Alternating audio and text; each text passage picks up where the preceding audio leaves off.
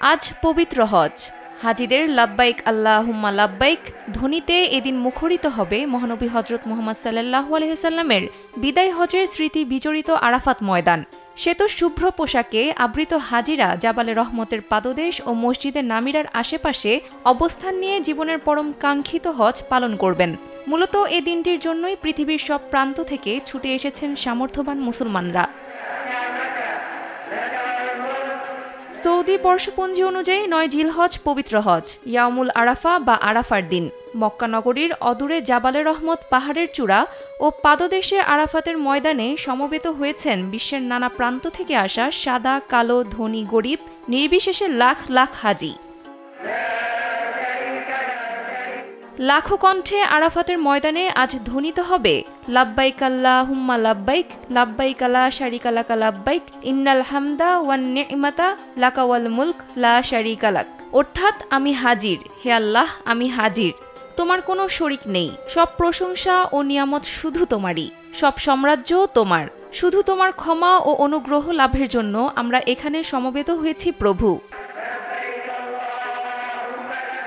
ধারাবাহিকভাবে ধর্মীয় বিভিন্ন আচার অনুষ্ঠান পালনের মধ্য দিয়ে মূলত হজ পালন করতে হয়। হজের একদিন আগে হাজিরা মিনায় পৌঁছান। সেখান থেকে পরদিন মুয়াল্লিমরা গাড়িতে করে নিয়ে যাবেন আরাফাতে তাদের নির্ধারিত তাঁবুতে। সূর্যাস্ত পর্যন্ত আরাফাতের ময়দানে অবস্থান করবেন হাজিরা। এটাই হজের মূল আনুষ্ঠানিকতা। আরাফাতের ময়দানে সূর্যাস্ত পর্যন্ত অবস্থানের মাধ্যমে হজ আদায় করবেন হাজিরা। সেখানে তারা আল্লাহর কাছে জীবনের সব গুনাহের ক্ষমা চাইবেন। সূর্যাস্তের সঙ্গে সঙ্গে মাগরিব না আদায় করে হাজিদের যাত্রা শুরু হবে মুজদালিফার উদ্দেশ্যে। সেখানে যাওয়া মাত্র মাগরিব ও এশা এক আজানে 2 একামতে নামাজ আদায় করবেন তারা। এরপর মুজদালিফায় মসজিদে মাশআরিল হারামের আশেপাশে তারা উন্মুক্ত আকাশের নিচে মাথা খোলা অবস্থায় রাত্রি যাপন করবেন। পরের দিনগুলোতে জামারাতে নিক্ষেপের জন্য এখান থেকে পাথর সংগ্রহ করেন হাজিরা। এজন্য বিশেষ ধরনের ছোট ছোট পাথর রাখা হয় মুজদালিফা জুড়ে। 10 জিলহজ সূর্যোদয়ের পর আবার মিনায় ফিরে সূর্য পশ্চিম আকাশে ঢলে যাওয়ার আগে বড় জামারাতে 7টি কঙ্কর নিক্ষেপ, কোরবানি করার পর মাথা মুন্ডন করে ইহরাম পরিত্যাগ করবেন হাজিরা। সুযোগ বুঝে মক্কায় গিয়ে ফরজ তাওয়াফ করতে হবে 3 দিনের মধ্যে।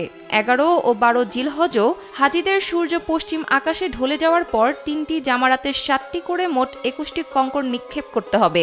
যারা সংক্ষেপ করতে চান তারা 12 জিলহজ সূর্যাস্তের আগে মিনা ত্যাগ করবেন। পরে মক্কায় ফিরে বিদায়ের দিন বিদায়ী তাওয়াফের আগ পর্যন্ত স্বাভাবিকভাবে প্রতি ওয়াক্তের নামাজ ও যত বেশি সম্ভব তাওয়াফের সময় কাটাবেন হাজিরা।